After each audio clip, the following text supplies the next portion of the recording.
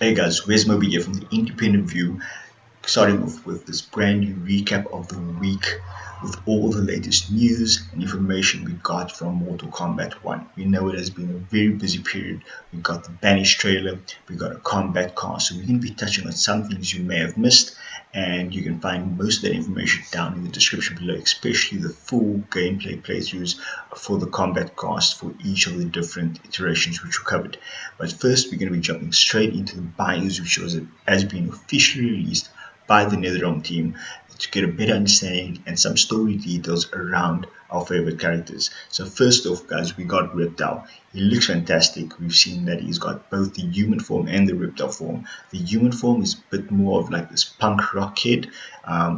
He's a bit of a youngster, and the outfit looks amazing. He's got some tattoos. I see that tattoo seems to be a big part in this game. Everybody has some form of tattoos. And yeah, he looks fantastic. Glad that he's actually back in the game. Gameplay wise, he looks really cool. And hoping to see some unique characteristics with him in terms of gameplay, where perhaps he can also go invisible, or he just goes into full reptile form and can do lots of different attacks. So waiting to see some of that. But looking at his bio, basically it goes that Reptile is ZATERRAN, one of the reptiloid races which lives on outworld fringes. It makes reference that there's maybe more than one race. Like other reptiles, ZATERRANs can camouflage themselves, but Reptile possesses a unique mutation, one which allows him to shapeshift to appear human. Bullied mercilessly by ZATERRANs for this ability, Reptile left home to make his future elsewhere. So essentially, Reptile has made his way into Outworld, and now in the story, it seems that he has joined Liu Kang and the Earthrealm forces. So it looks like he's a good guy this time around. How long that lasts and what that means for his story as a whole is quite different. So looking forward to see what direction they actually take Reptile. Next up, we got Havoc, and overall his design looks fantastic, and I think everybody is just happy that we have freaking Havoc back. That's what we wanted. We wanted Havoc back, right? He was probably the most popular post Mortal Kombat 3, or he's basically the most popular 3D era character. Let's be honest, he's by far the most popular. His design, his story was amazing. The only thing I dislike is this whole emo kid hairstyle that he's got, with a little flare down on the one side. I'm hoping that that can change and we just get that almost crown type outfit that he had, or helmet that he had previously. But I'm pretty sure we're going to get more skins and different outfits for these characters, so that's all good. The interesting thing is this bio, so let's get to it, right? A citizen of the realm of Sado. Having is sworn to take down its oppressive regime and free his people. Their order is prized above all else. Sounds a lot like Hotaru, right? And Hotaru was basically his arch nemesis in the 3D era. Law breaking is met with strict punishment, and citizens live in strictly regulated case. As a member of Sado's lowercase, Havoc had neither rights nor privileges. He seized with anger at the injustice when he is brutally punished for a minor crime. Havoc finally decides to act. He sets out to destroy Sado's regime and replace it with an anarchist utopia. Once he breaks Sado's social order, Havoc will free its citizens. Together, they will live in blessed anarchy.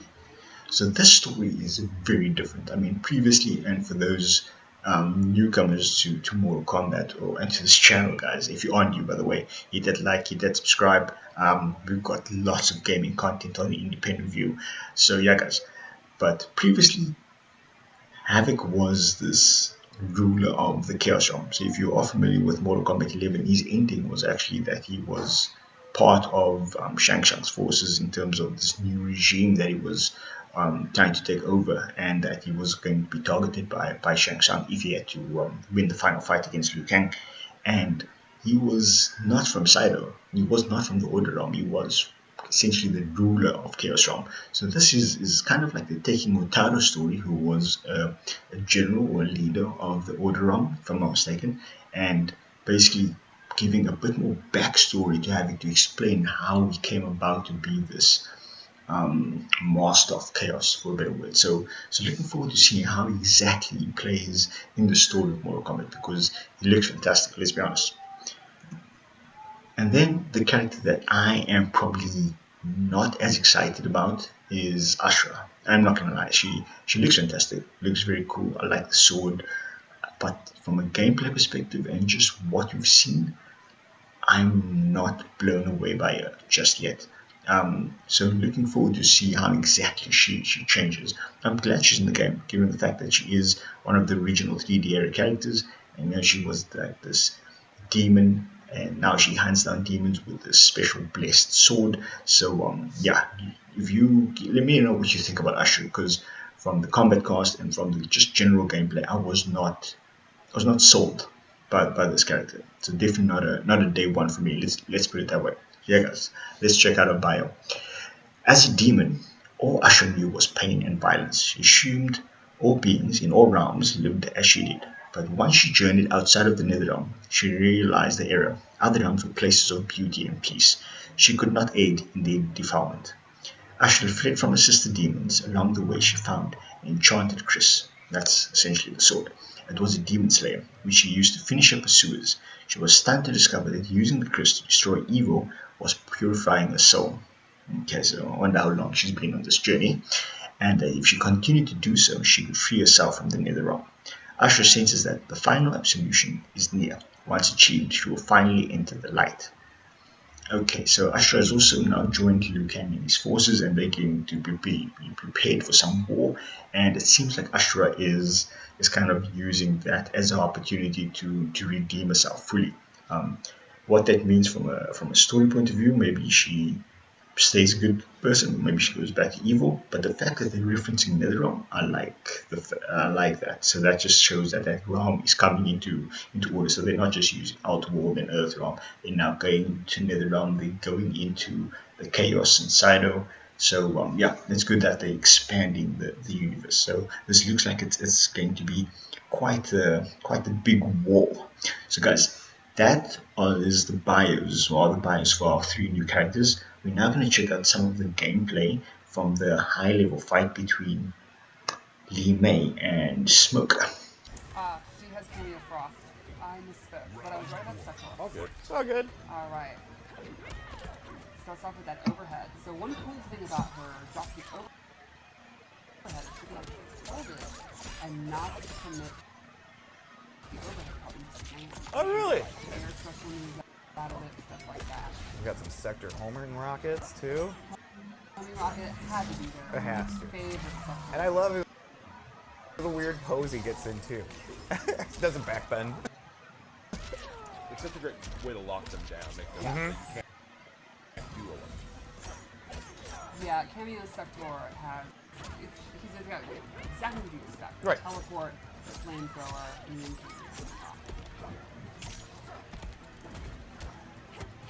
Some low token. Yeah. so that Lime Lion uppercut movement is really fast. She gets through him and actually kind of low hooks on the offense.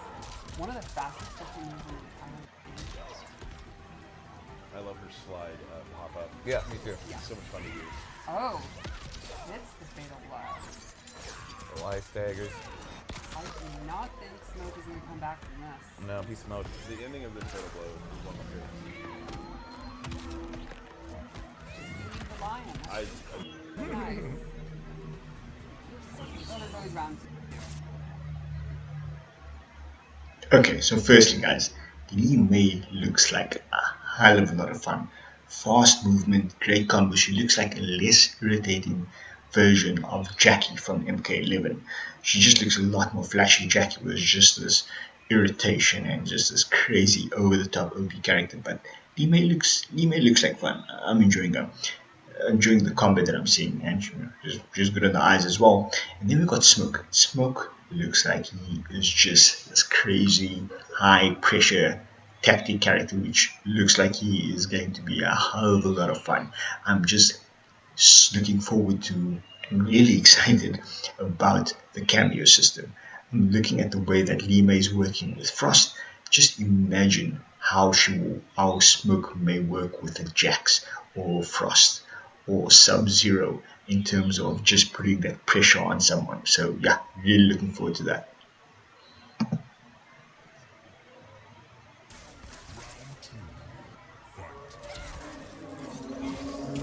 Oh, big jump. That is because of Ooh. the especially when you're close like that. Right. Smoke going ham. That was a lot of hits on. Okay, guys, that was basically the part of the video that I wanted to show you in terms of the high level gameplay. I thoroughly enjoyed it in terms of how well that combo was executed by Smoke. It just he got like about 16 hits. It was about close to 300 damage, if not more, and that looked like fun. And just to note, he did that combo without any cameo. Now you start adding a cameo into that, like a Sonya or a Kano, and you can just imagine the opportunities and the creativity that comes into play with that type of gameplay. So yeah, definitely looking forward to that. The next one we're going to touch on now is the ending of the Geras gameplay. So Geras, for me, looks totally OP. Like, he looks insane, guys. Whew.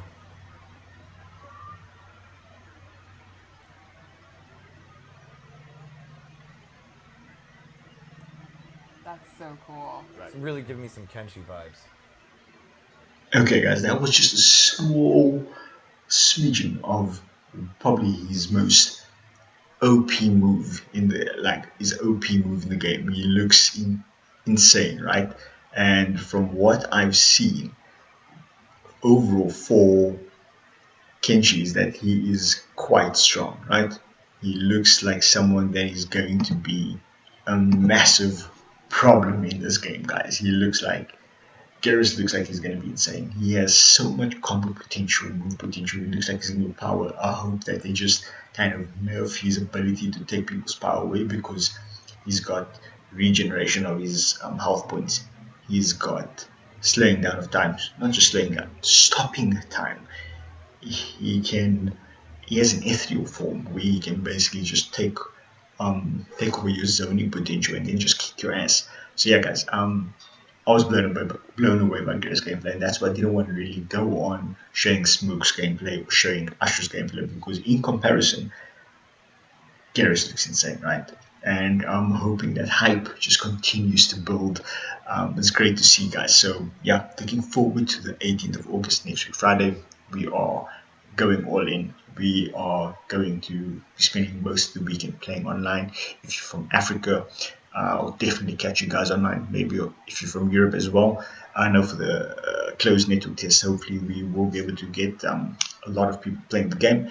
And yeah, guys, super excited for that. I will be playing Sub-Zero, and during the course of this week, we will have a poll going every single day for you guys to let us know what it is that you want us to play with and mix around with, because we have a limited amount of time, and we're probably going to have about 2 or 3 guys playing the game, so we want to mix it up and make the most advantage of the time available. So what cameos do you want to see us play with, which characters do you want to see us play with besides Sub-Zero, because I'm a Sub-Zero main, so I'm playing with Sub-Zero. And then yeah, let us know down in the comment section below, and then also when we do release the polls each and every single day. So yeah, guys, thanks for joining. That was just a little brief session about the game and some of the news and information of this last week. We're getting hyped. Mortal Kombat 1 is on its way. Cheers, guys.